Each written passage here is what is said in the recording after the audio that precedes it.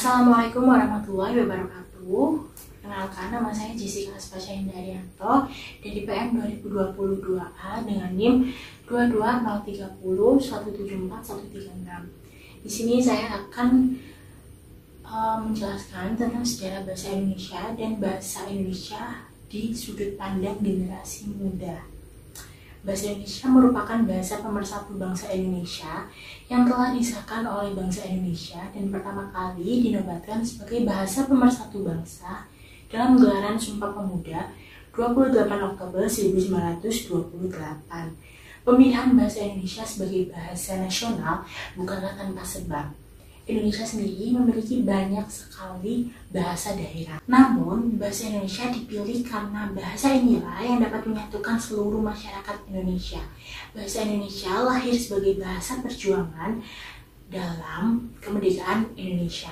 Pemilihan bahasa Indonesia juga tak luput dari usaha para tokoh bangsa dalam mendorong kesadaran untuk berbangsa Indonesia dan lepas dari cengkraman penjajah. Bahasa Indonesia tak dapat dipisahkan dari semangat perjuangan bangsa Indonesia dalam mencapai kemerdekaan. Dapat dikatakan bahwa bahasa Indonesia merupakan simbol semangat kemerdekaan itu sendiri.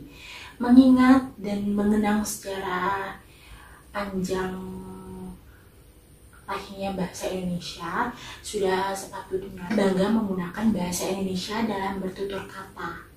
Karena menggunakan bahasa Indonesia dalam berbagai aktivitas komunikasi tidak hanya membantu kelancaran komunikasi seseorang, tetapi juga turut melestarikan bahasa nasional dan menunjukkan semangat kemerdekaan. Selain itu, bahasa Indonesia juga merupakan identitas nasional.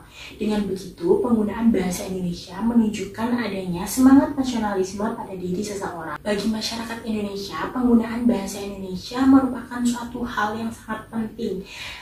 Tidak hanya sebagai upaya melestarikan bahasa nasional, tetapi menggunakan bahasa Indonesia yang baik dan benar juga dapat membantu aktivitas komunikasi seseorang.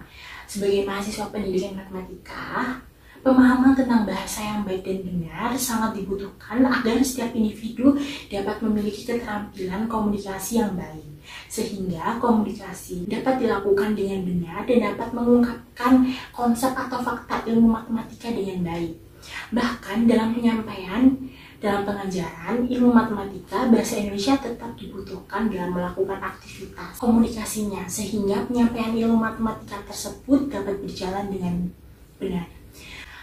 Agar bisa mengkomunikasikan pengetahuan dan jalan pikiran secara jelas, seseorang membutuhkan penguasaan tata bahasa yang baik dan benar. Penggunaan tata bahasa yang kurang tepat dapat menimbulkan makna yang berbeda, sehingga pengetahuan atau jalan pikiran yang hendak kita sampaikan kepada orang lain tidak dapat tersampaikan dengan baik. Oleh karena itu, penggunaan tata bahasa menjadi syarat mutlak bagi seseorang ketika hendak melakukan komunikasi ilmiah dengan benar. Karena setinggi apapun ilmu pengetahuan yang dimiliki seseorang, jika tidak memiliki kemampuan berbahasa yang baik dan benar, maka usaha dalam menyebarkan ilmu tersebut akan menjadi sia-sia karena kurang efektifnya komunikasi ketika menyebarkan ilmu pengetahuan tersebut. Apalagi bagi saya, mahasiswa yang nantinya akan menjadi tenaga pendidik, ilmu matematika sebagai suatu bidang ilmu yang fatal jika penyampaiannya itu salah. Kemampuan tata bahasa yang baik dapat membuat orang lain memahami konsep teori matematika yang disampaikan oleh seseorang. Penggunaan komunikasi dalam matematika dapat membantu seseorang menyampaikan teori dalam ilmu matematika menjadi lebih mudah dipahami. Hal ini tentunya sangat dibutuhkan oleh orang-orang yang berkecimpung di bidang ilmu pengetahuan matematika untuk saling berbagi pengetahuan tentang teori-teori dalam matematika atau membantu seseorang dalam mengaplikasikan teori-teori matematika dalam kehidupan nyata, baik di ranah pendidikan maupun di ranah pekerjaan. Penggunaan bahasa Indonesia bagi individu yang menggeluti dunia matematika tetap dibutuhkan karena manusia membutuhkan komunikasi dalam menyampaikan dan memperoleh berbagai informasi. Cukup sekian dari saya. Bila ada salah katanya, mohon dimaafkan. Terima kasih. Wassalamualaikum warahmatullahi wabarakatuh.